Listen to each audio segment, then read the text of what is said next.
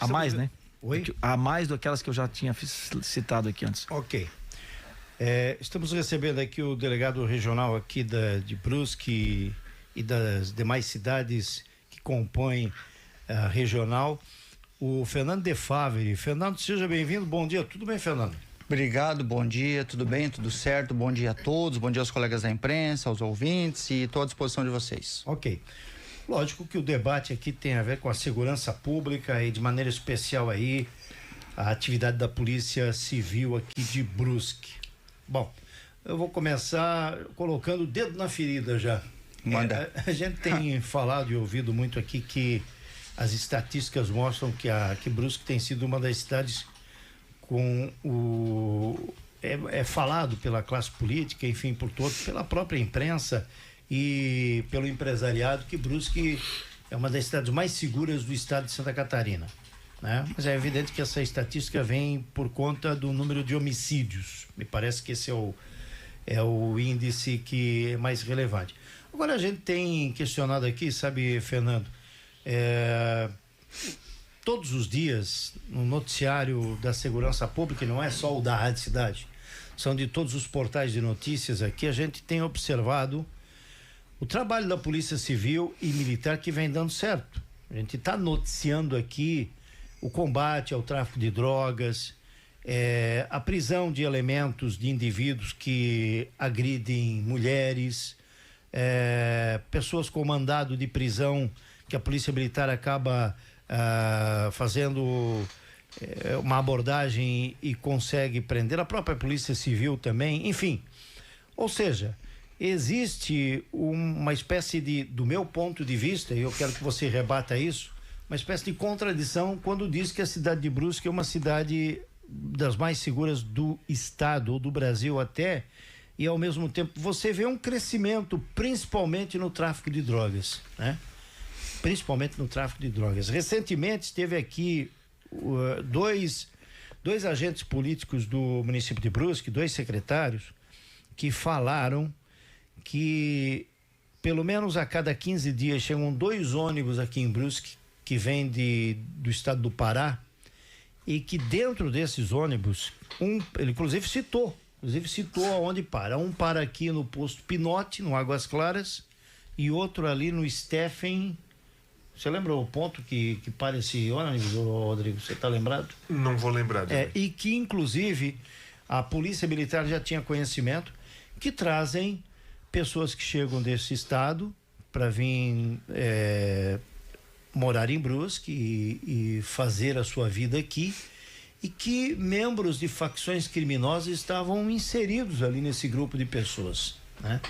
Então eu queria perguntar pro delegado Fernando se a Polícia Civil já teve conhecimento desse fato, se há algum trabalho de investigação, e enfim, nessa reflexão que eu trago aqui nesse momento sobre essa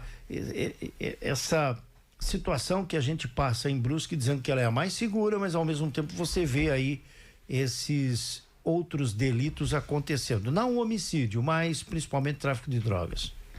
Certo, Direi, obrigado. Aliás, agradeço pela pergunta, que ela é bem importante de se debater, esclarecer, enfim. O Atlas da Violência, cara, por premissa, ele adota a base homicídio intencional, ou seja, morte violenta intencional, na verdade. Então entra lesão corporal seguida de morte, enfim, entra outro latrocínio. Essa é a base do Atlas da Violência. Isso tradicionalmente sempre foi assim, esse é o dado mais seguro para se ter, né? Porque nós temos alguns dilemas em segurança pública. Um deles é a diferença entre a estatística registrada e aqueles crimes efetivamente ocorridos. Então, necessariamente, você pode ser vítima de furto, por exemplo, e não registrar por questões diversas, porque não quer, porque não tem tempo, porque não tem interesse, enfim. Assim como acidente de trânsito. O homicídio não. O homicídio é um dado muito seguro, né? Porque você teria que esconder o corpo, mas eventualmente, mesmo que escondesse o corpo, um familiar vai registrar um desaparecimento, e esse desaparecimento vai dar conta de uma estatística que vai se converter em homicídio. Então é importante primeiro esse esclarecimento, vale dizer, por que o homicídio? Porque é um crime mais grave, né? Se entende que é um crime contra a vida. Segundo, que ele é um crime de estatística muito segura, na medida em que quase 100% daqueles crimes que ocorreram, eles são registrados. Há um déficit interessante aqui para se debater, que inclusive o Atlas da Violência entrou nessa discussão, que são os dados da segurança pública, que às vezes não são coerentes com os dados do Ministério da Saúde. Mas esse é um outro ponto. Feito esse disclaimer, né, esse esclarecimento, é importante a gente mencionar, Dirley, que não necessariamente os dados de homicídio vão refletir a sensação de segurança. Esse é um outro aspecto. Então, segurança pública e sensação de segurança pública não necessariamente vão coincidir, né? Por quê? Porque a pessoa está o dia inteiro, por exemplo, recebendo golpe de WhatsApp no telefone dela. Então, ela mesmo estando segura objetivamente, ela não vai ser roubada nem assaltada no centro da cidade, muito menos morta, né? Mas ela se sente insegura por diversas razões. E essa questão do ponto de vista da segurança pública ela é extremamente complexa, porque você vai ter que contar com redes sociais, você vai ter que contar com o crescimento populacional, com a desordem urbana, que a cidade vem crescendo, então tudo isso ingressa. Por mais que a pessoa esteja objetivamente segura, e eu digo isso aqui, não só homicídio, mas roubo também é uma estatística muito baixa. Nós tivemos esse ano de 2026 19 roubos no ano todo. Então perceba, os dados, eu assim realmente creio que nos trazem a notícia de uma cidade muito segura sob vários aspectos. Mas remanesce uma sensação de insegurança, isso não é Brusque, no Brasil todo, na medida em que se ocorre um atentado terrorista no Japão, a pessoa abre o WhatsApp dela agora e olha uma bomba explodindo no metrô de Nova York ou de qualquer outro lugar. E isso traz uma sensação de insegurança que tem que ser contada do ponto de vista de quem trabalha com segurança pública. Eu me lembro, não faz muito tempo, eu não sei se foi aqui que eu comentei, mas eu comentei com algum colega da imprensa na época do criminoso Lázaro, que teve lá no estado de Goiás, que apavorou lá o estado de Goiás. E Distrito Federal, Goiás, enfim, né? E me recordo muito bem, numa noite, o meu filho indo pra cama, dormindo, pai, e o Lázaro, tá onde? Então perceba, nós estávamos aqui a quilômetros e quilômetros de distância, mas sendo bombardeado, né, por aquelas notícias, ele estava se sentindo inseguro num ambiente que mora num apartamento no centro de Brusque com uma chance zero de ter um Lázaro. Mas isso tem que ser contado. Então, por evidente, há esse primeiro ponto. A sensação de segurança não necessariamente reflete o dado real, mas nós estamos seguros, ainda que se sinta por razões diversas uma insegurança ou a Brusque não é mais como já foi, enfim, é muito comum a gente ouvir esse tipo de constatação. Esse é o primeiro ponto. O segundo, de fato, há outros indicadores para além do homicídio que alguns crescem, outros são mais divulgados, há um crescimento evidente dos bairros da cidade, isso faz com que haja necessidade de cautela na ordem e desordem urbana, e aí entra, por exemplo, questões relacionadas a crimes patrimoniais, que não está no Atlas da Violência, né? Furto, por exemplo. Nós temos hoje um grande surto de crimes relacionados ao telefone celular, ambiente informatizado, e isso traz também uma sensação para o indivíduo, né? De insegurança, se ele não foi vítima, ele tentar não ser, ou ele conhece alguém que foi. Então, tudo isso tem que ser computado. E o tráfico de drogas entra nesse dado. Eu talvez não concordaria com a tua afirmação de que o tráfico tem aumentado. Eu não sei. Eu acho difícil de mensurar isso, tá? A cidade tem aumentado de tamanho. E necessariamente uma cidade com 160 mil habitantes, provavelmente vai ter mais gente vendendo droga do que uma cidade com 80 mil habitantes. Agora, o que tem que ser visto é o seguinte: será que o tráfico tem aumentado ou as prisões decorrentes disso têm aumentado? Então perceba, mais polícia prendendo mais gente, voltado com mais foco ao tráfico, vai ter mais prisão. E necessariamente, às vezes você vai chegar com olha, então tá se vendendo mais droga. Não necessariamente. De fato, as pessoas estão sendo mais presas. E essa estatística não é muito simples de ser mensurada. É mais ou menos como os crimes de violência doméstica. Pode-se falar assim, nossa, mas aumentou muito a violência contra intrafamiliar. Possivelmente tem aumentado, mas eu tenho certeza que aumentou a quantidade de registro, diminuiu a subnotificação. Aquelas mulheres que não registravam, hoje elas registram na Patrulha Maria da Penha, ela registra no modo virtual, ela vai na farmácia e faz o sinal. Então perceba, tem muito mais acesso E aumenta-se o registro porque, por exemplo, foi criada a Delegacia da Mulher. Não necessariamente porque essa estatística aumentou. Esse dado ele é difícil de ser mensurado e a segurança pública ela é muito delicada nesse aspecto. Agora, concluindo já, para não me alongar demais, é por evidente que há de se ter uma atenção no maior desafio da segurança pública nacional. E aí você tocou num ponto extremamente relevante. Qual que seria o grande desafio, na minha humilde opinião, da segurança pública brasileira hoje? Não é de Brusque, nós temos a questão do trânsito, né? Mas são as facções. Isso é um fato, né? É difícil negar isso de Manaus, passando por São Paulo, Rio de Janeiro, chegando ao Rio Grande do Sul. Então, as organizações criminosas, elas são desafio da segurança pública que tem que haver um protagonismo nacional do governo federal, para que haja políticas públicas espraiadas para todo o estado de forma unânime. Pô, nós somos vizinhos do Porto Itajaí, né? Para onde escoa a parte da droga para a Europa. Então, Porto de Santos, Porto Itajaí, isso é de altíssima relevância. Por quê? Porque isso faz com que essas organizações se espalhem para todo o território nacional. Não há mais facção restrita à capital, né? O interior ele foi penetrado por todas essas facções e esse é um grande desafio. Nós temos atenção total a isso. Eu, pelo menos, sempre coloquei esse foco muito claro para a DIC, e essas facções aqui na nossa região, quando existem, estão relacionadas ao tráfico de drogas, sem sombra de dúvida. Em grandes cidades você tem outro tipo de comércio. Lá no Rio de Janeiro você vai ter o Gatunete, o botijão de gás, já domina todo um território. Não é a nossa realidade. A nossa realidade ainda é vinculada ao tráfico de drogas, essas facções. E Brusque tem que estar muito atento a isso, não está livre desse problema, isso é um fato, e tem que ser encarado com bastante seriedade. Agora, se nós olharmos homicídio por homicídio, por exemplo, no ano 2025, esse dado do Atlas da Violência é de 2024, né? Que nos coloca na segunda posição do Brasil.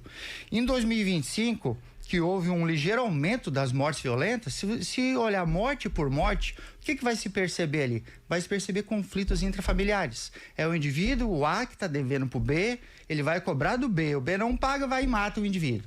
É o outro que encontrou no bar, se desentenderam, um olhou para a mulher do outro, foi no carro, voltou. Então, não é uma morte decorrente de organização criminosa como regra. Então, nós ainda não temos esse problema, mas temos organizações criminosas, isso é um fato, e tem que ser analisado com muita atenção. Concordo plenamente contigo. E assim, dentro das nossas possibilidades, a DIC está muito focada para isso, principalmente hoje para confisco patrimonial, que me parece ser o caminho que eu venho insistindo com eles já há muito tempo. Prender não basta, tem que prender, tem que confiscar. O que tem um carro bom, pede o pedimento do carro em prol da polícia. Tem dinheiro, apreende o dinheiro, pede o sequestro de bens. Essa é a realidade. Agora, como é que se enfrenta isso em nível nacional? Com a União puxando essa responsabilidade para ela, porque não dá para Brusque bater de um jeito, Belém do Pará de outro e Fortaleza do Ceará de outro. Isso não vai dar certo. E aí foge um pouco, evidente, das nossas atribuições. Perceba toda a discussão que agora vem com os Estados Unidos, com o PCC e com o Mando Vermelho. Tá na ordem do dia e o Brasil precisa acordar para esse problema. Doutor Fernando, uma coisa assim, a questão do mais seguro, uma percepção que eu tenho, é que eu até acho que há um certo... Mas aí não é um exagero de vocês, eu acho que muita gente que usa isso como estratégia de comunicação, dizer a cidade mais segura, né? Assim, aqui não tem jeito, né? Aqui não se cria. E a gente vê outros casos. Tem um caso que é muito emblemático aqui, que a própria DIC tem tratado, que é o caso daquela casa lá no bairro Águas Claras. Como é que é o nome da rua, por favor, Anderson? Germano Clã, né? Que era um ponto de tráfico, foram lá, fecharam, aí teve a questão daquela mulher que foi agredida, que virou muito emblemático porque a própria Polícia Civil usou o termo rua do pedágio, né? Que tem que passar lá, tem que, enfim, dar um dinheiro, porque senão vai ser enfim, abordado, né? Eu quero levantar um outro assunto também, dentro dessa esteira, que eu achei aqui, voltei aqui no grupo da polícia, e eu achei uma manifestação do dia 23 de abril, né? Sobre a situação da Rua Zambuja. Eu queria compartilhar contigo isso, doutor Fernando. Não sei se o senhor chegou a ler essa mensagem, que foi até publicado por um policial, mas eu não tenho a identificação aqui, depois até pode a identificação, que diz o seguinte, eu vou resumir, né? Senhores da imprensa, se me permitem, um policial civil e também morador nativo de Brusque, gostaria de sugerir à imprensa local uma pauta que considero importante. Quem passa com frequência pela Rua Zambuja percebe que ao longo dos anos vários imóveis que antes eram salas comerciais acabaram sendo transformados em kitnets e hoje são utilizados como moradia. Diante disso fica a dúvida, esses imóveis estão realmente regularizados para uso residencial? Possuem habites e cumprem exigências legais básicas? A ideia não é apontar culpados, mas levantar um tema que impacta diretamente na qualidade de vida das pessoas. É importante entender que essas moradias oferecem o mínimo de estrutura, segurança e condições adequadas para quem vive ali. Outro ponto que chama atenção é que a região há muitos anos enfrenta problemas ligados ao uso de drogas e vulnerabilidade social, tanto que quase que semanalmente existem prisões da DIC e da PM na Rua Zambuja. Muitas vezes isso acaba sendo visto apenas como questão de polícia, mas na prática envolve vários fatores, inclusive a forma como esses imóveis são utilizados. Talvez valha a pena, e aí a polícia também chama a atenção da prefeitura, fiscalização, moradores, sobre essa questão das kitnets. Mas eu quero voltar, eu quero bater nessa questão desse assunto. Seguidamente, não sei, acho que não é toda semana, até mais vezes por semana, aparecem ocorrências, problemas nessa micro-região da cidade, nesse espaço ali. E aí a gente volta para aquela questão do mais seguro, né? O que se pode fazer? Qual é a tua visão sobre essa situação? Inclusive a própria Secretaria de Desenvolvimento Social também é bastante preocupada com isso. Mas qual é a tua visão de estar criando dentro da cidade, próximo ao centro da cidade, uma espécie de um núcleo de crime que para muitos é muito preocupante? Aliás, quem conheceu a Zambuja há 30 anos atrás sabe o que eu estou falando. Sim. Ótima pergunta, Rodrigo. De fato, eu não peguei essa época, mas era um centro comercial bem pujante, pelo que se comenta, né? Inclusive pelas fotos, o período, enfim. Agora, é uma questão extremamente difícil, Rodrigo, não é simples. Eu acredito que o primeiro passo que já foi dado, na minha modesta opinião, é a sensibilização de vários órgãos sobre a questão da desordem urbana e segurança pública. A prefeitura é muito parceira da Polícia Civil, muito parceira mesmo, e me parece que estão bastante sensíveis a essa questão. Nós comentamos já em algumas reuniões sobre esse assunto, inclusive em data recente, salvo engano, o prefeito numa das manifestações falou sobre a importância de se conter qualquer indicativo de favelização do nosso município, né? Falando, acho que sobre outro espaço, mas que cabe ali na Rua Zambuja. De fato, a DIC tem batido com bastante força ali naquela região em prisões, há operações noturnas de bares e boates, a PM por sua vez, mas é uma questão extremamente delicada porque envolve patrimônio privado, né? Desordem urbana e crescimento desordenado. Então você percebe logo na entrada, fisicamente, assim, o espaço já está muito degradado, né? É um espaço feio de se passar, objetivamente falando. E essa questão da desordem não é uma questão unicamente de espaço urbano, mas de criminalidade, porque naturalmente um local degradado, por sua vez, vai ter consequências criminais. Aí tá, mas objetivamente o que pode ser feito? Bom, da nossa parte, prender as pessoas, infratores, enfim, mas há toda uma questão de ordenamento do espaço urbano que vale uma reflexão, não só de associação de moradores, né? Como é que a gente quer esse bairro nesse momento? Proprietários de imóveis, a gente sabe que evidentemente o proprietário quer ter dinheiro, lucro, enfim, mas tem que ter uma certa conscientização de num apartamento de 4, 5 metros quadrados não botar 20 pessoas, né, para morar. Há necessidade, por exemplo, de se fazer contratos, que muitas vezes não se tem, são todos contratos verbais, então que seja por escrito quem é o indivíduo para quem você está alugando. E há uma necessidade de intervenção municipal sobre o ordenamento do espaço urbano. Agora, o que fazer exatamente nesse ponto é um grande desafio. Se multar, se é possível multar, se não é possível multar, se é possível fazer exigência de ordem urbana, aí envolve o IBPLAN, envolve uma série de outros fatores que eu não teria uma resposta pronta para ti sobre o que fazer e como resolver. Esse é um problema nacional, né? De onde cresce, se não crescer de forma ordenada, nós vamos ter problemas de criminalidade.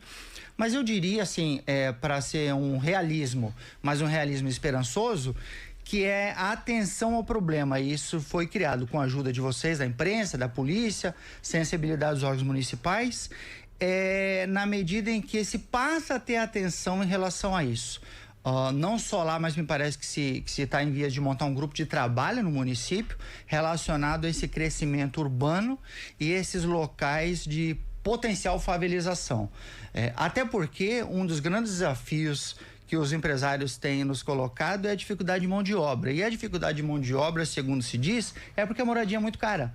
Então o indivíduo vem, grande parte do que ele recebe, ele gasta, tem saúde, tem educação, mas a moradia se torna cara, isso faz com que as pessoas se aglomerem em imóveis ou que vão embora. Então, a sensibilização para o problema, eu acho que é o primeiro grande passo e, na minha modesta opinião, esse passo foi dado pelos vários órgãos e agora tem que avançar esse projeto, né? Não só prender, mas sensibilizar. As prisões de tráfico têm ocorrido com alguma frequência. Eu comentei com o delegado da DIC esses dias que me parece que um segundo passo, que tem que ter cautela, obviamente, para não se cometer injustiça, é começar a responsabilizar os proprietários dos imóveis. Então, se o espaço para quem foi locado o imóvel está ocorrendo tráfico de drogas, foi feita uma prisão, foi feita uma segunda prisão. Olha, proprietário... Tem locais que já foram alvo de 3, 4, 5 prisões. Proprietário, o que está acontecendo aí nesse teu imóvel? Há ciência de que está ocorrendo tráfico, porque ele pode responder junto pelo tráfico de drogas.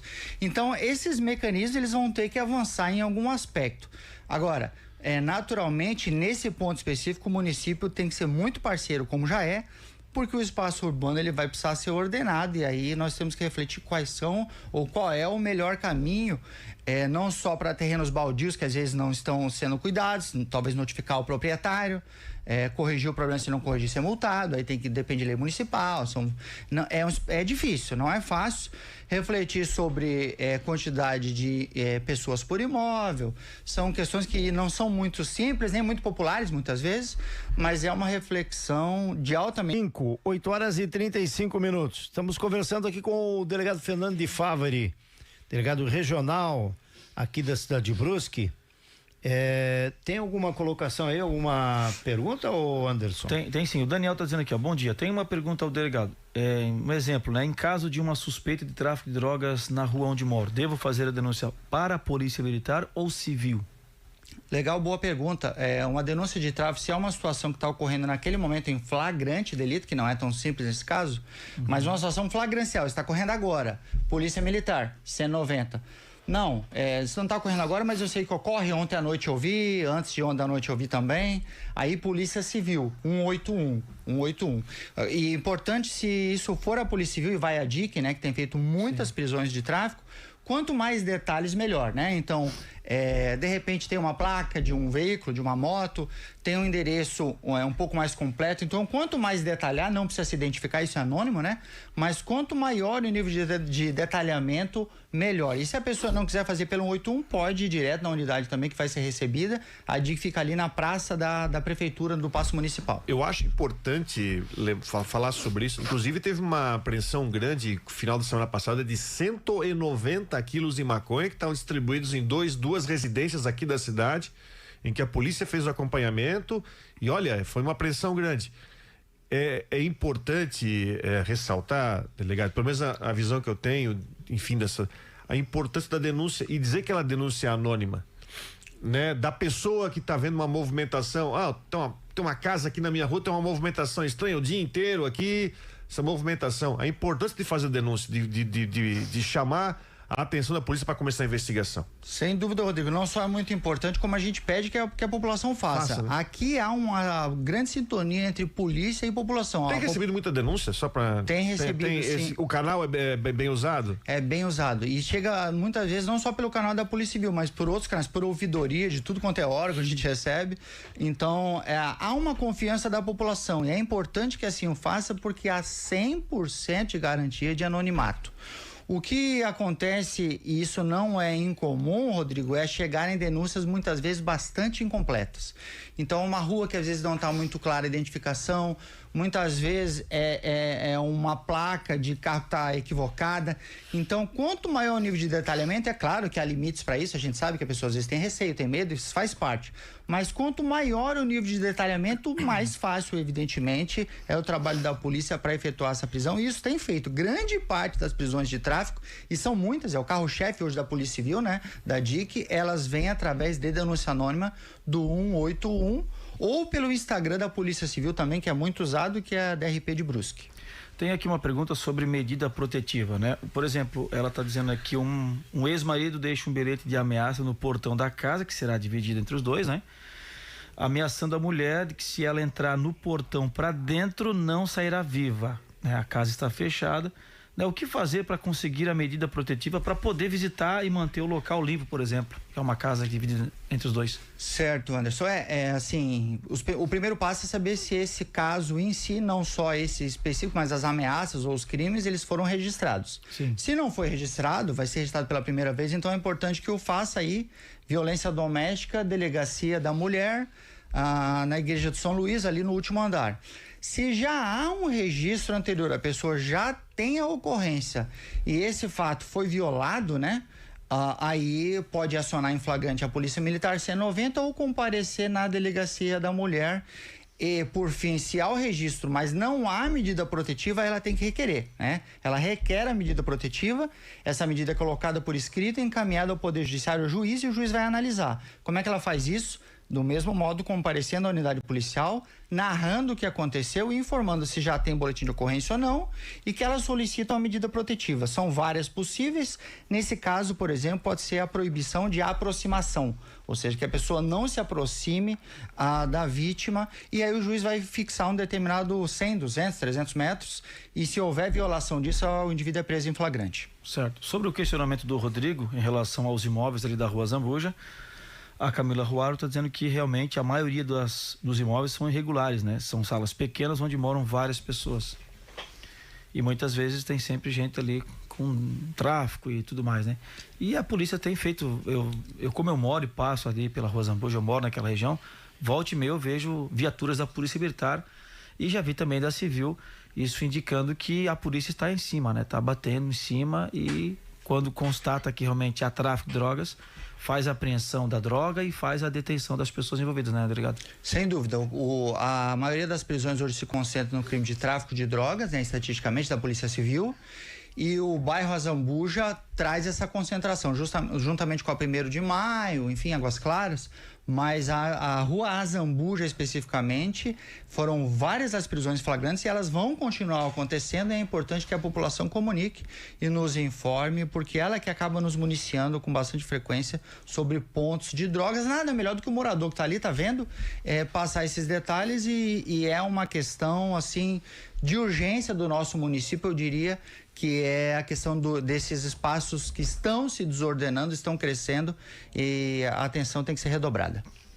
É isso, a pessoa, ela até afirmou, ela registrou o boletim de ocorrência já, aquela casa protetiva, né? Medida protetiva. Maravilha, se ela já registrou, ela pode ter registrado e não requerido a protetiva, né? Aí ela tem que voltar lá para requerer a medida protetiva. Se ela registrou e requereu a protetiva, isso já foi encaminhado ao Poder Judiciário e o juiz deve ter analisado. Ele tem 48 horas para analisar, deferindo ou indeferindo, aí tem que ver o caso concreto, né? Sim. E qualquer dúvida que ela tiver, porque não recebeu às vezes nenhum feedback, pode retornar à unidade policial e perguntar como é que está o andamento do caso dela. Bom, a gente sabe que a atribuição da segurança pública constitucionalmente é dos estados, né? Cada estado cria sua polícia militar, sua polícia civil e atribui a cada uma as suas especificações. Agora, eu lembro que agora no início da entrevista, delegado Fernando, o senhor mencionou a responsabilidade também do governo federal.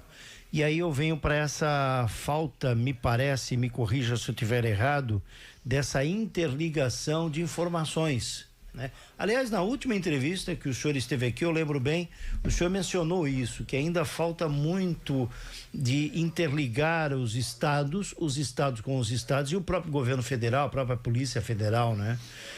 Da última vez que o senhor esteve aqui até hoje, como é que está isso? Ainda está faltando muito essa falta de interligação de informações? Tá, sim, Dilei, totalmente.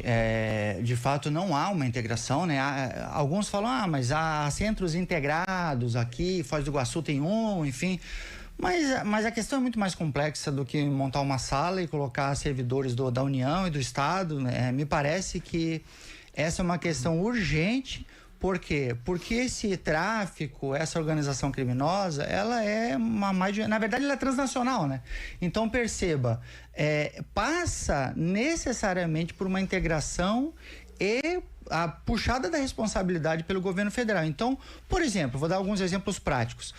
Os sistemas hoje, eles não são Maravilha. Se ela já registrou, ela pode ter registrado e não requerido a protetiva, né? Aí ela tem que voltar lá para requerer a medida protetiva. Se ela registrou e requereu a protetiva, isso já foi encaminhado ao Poder Judiciário e o juiz deve ter analisado. Ele tem 48 horas para analisar, deferindo ou indeferindo. Aí tem que ver o caso concreto, né? Sim. E qualquer dúvida que ela tiver, porque não recebeu às vezes nenhum feedback, pode retornar à unidade policial e perguntar como é que está o andamento do caso dela.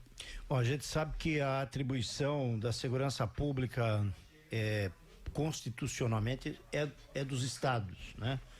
Cada estado cria sua polícia militar, sua polícia civil e atribui a cada uma as suas especificações. Agora, eu lembro que agora no início da entrevista, delegado Fernando, o senhor mencionou a responsabilidade também do governo federal. E aí eu venho para essa falta, me parece, me corrija se eu estiver errado, dessa interligação de informações, né? Aliás, na última entrevista que o senhor esteve aqui, eu lembro bem, o senhor mencionou isso, que ainda falta muito de interligar os estados com os estados e o próprio governo federal, a própria Polícia Federal, né? Da última vez que o senhor esteve aqui até hoje, como é que está isso? Ainda está faltando muito essa falta de interligação de informações? Tá, sim, Dilei, totalmente. De fato, não há uma integração, né? Alguns falam, mas há centros integrados aqui, Foz do Iguaçu tem um, enfim. Mas a questão é muito mais complexa do que montar uma sala e colocar servidores da União e do Estado, né? Me parece que essa é uma questão urgente. Por quê? Porque esse tráfico, essa organização criminosa, ela é na verdade ela é transnacional, né? Então perceba, passa necessariamente por uma integração e a puxada da responsabilidade pelo governo federal. Então, por exemplo, vou dar alguns exemplos práticos. Os sistemas hoje eles não são interligados. Então, o sistema de Santa Catarina não é o mesmo do Rio Grande do Sul, não é o mesmo do Paraná, que muito quem é o sistema do Pará. Então, perceba, se eu preciso ver os antecedentes do indivíduo lá de Manaus, eu tenho que solicitar para um policial de Manaus, não é um sistema integrado de base nacional. Isso é uma questão diretamente atrelada ao governo federal. Então, me parece que esse é um grande passo que tem que ser dado na medida em que é difícil você pedir que 27 governadores sentem, 27 que pensam diferente muitas vezes, né? Secretários de segurança com visões de mundo diferente e obrigá-los a fazer uma interação. Isso tem que vir do governo federal e é responsabilidade do governo federal. Isso anda a passos de formiga, de tartaruga, eu diria. E é um grande desafio da segurança pública, a unificação de banco de dados, centros integrados de caráter nacional, com Polícia Federal, Rodoviária Federal, Polícias Civis estaduais. Então, está na ordem do dia. Agora, com esse foco mundial aí para as organizações criminosas, talvez haja, assim, que as pessoas despertem para isso.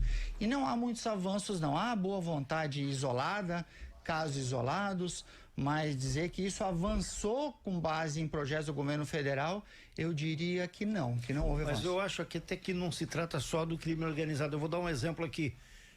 Nesse caso, sim, recentemente a Polícia Civil, o militar, não me lembro qual foi a notícia, abordou um sujeito aqui na Guabiruba, naquele trecho que liga Guabiruba a Gaspar. Foi a Polícia Militar ou a Civil? Foi a Civil, depois de um trabalho de apuração, que descobriu que ele era foragido da penitenciária da Canhanduba já desde 2023, eu acho. E tinha uma ficha extensa, né? De sequestro, Era o último foragido, cárcere privado, que participou daquela fuga que estava solto ainda. Isso, era a última. Aí, vamos lá, a polícia foi a Civil, então? Foi. 2023 foi a fuga, estamos em 2026, 3 anos. Delegado, como é que demora tanto para se chegar ou como é que se chegou? Enfim, como é que alguém fica tanto tempo fora da penitenciária de Itajaí, 40 quilômetros, 50 quilômetros de proximidade aqui, e é descoberto 3 anos depois, na sua avaliação? Assim, claro que dependeria de ver assim, as características do caso concreto, mas no geral... principalmente essa questão, aliás, que tocasse num ponto indiretamente muito interessante, que é a saída temporária, é uma outra discussão, assim, que rende na medida em que talvez tenha sido esse caso. É um problema de segurança pública que envolve diretamente o sistema prisional, mas envolve a legislação também, né? Agora, sempre que há esses não retornos, né, ou fuga ou não retorno de saída temporária, há grupos de trabalho que partem em busca da recaptura. Inclusive, a Polícia Penal tem grupos específicos para isso. Agora, assim, por que 2 anos depois recuperado, ou 6 meses, ou 3 anos? Aí nós teríamos que ver o caso concreto, que o indivíduo foragido numa residência que muitas vezes não é a residência assim mais óbvia para a qual ele iria. Normalmente vai para casa de familiar, né? Então, se ele escolhe uma terceira residência num outro município, dificulta a recaptura e aí, dependendo do caso concreto, vai haverá menos ou mais dificuldade. Tem gente que vai para o Paraguai, tem gente que vai para outro estado, não é muito simples. Mas, de fato... no geral, eu diria, aqueles que fogem de unidade prisional acabam por ser recapturados, cedo ou tarde, às vezes com um pouco mais de demora, às vezes com menos. E aí tem um ponto interessantíssimo dessa tua pergunta, que é a necessidade urgente de integração da Polícia Penal nesses nossos diálogos de segurança pública. Ela tem que ser parte integrante e ativa disso, não só pelos foragidos, mas também porque foi ali que surgiram as organizações criminosas no nosso país, né? Não existe organização criminosa hoje que tenha surgido fora do ambiente prisional. Isso vale para São Paulo, Rio, para Santa Catarina. Todas essas organizações surgiram no interior desses ambientes pelas razões mais diversas. Então a Polícia Penal tem que fazer parte disso e aí, claro, vai facilitar, por exemplo, a recaptura se nós tivermos um diálogo muito aberto e rápido com a Polícia Penal, que muitas vezes não é o que ocorre também na prática concreta, e isso faz com que algumas dificuldades acabam ocorrendo. Essa é uma delas, a recaptura nem sempre é tão simples, mas aqui nós temos um altíssimo índice de recaptura e muitas vezes rápida, né? Inclusive nesse caso, pelo que eu me recordo, era um dos últimos, se não o último a ser recapturado. Enfim. Exatamente. Né? Exatamente. Então, é uma taxa bem sucedida, mas é um órgão... Nós temos 2 órgãos que são diretamente integrantes de segurança pública e muitas vezes nós não paramos para pensar. O primeiro deles é o sistema penitenciário, ele é uma questão de polícia, e o segundo é o município. O município hoje, a segurança pública passa por um processo de municipalização e não há como fugir disso, né? Não há como fugir disso. Então, são 2 órgãos essenciais que tem que ser chamados ao debate da segurança pública.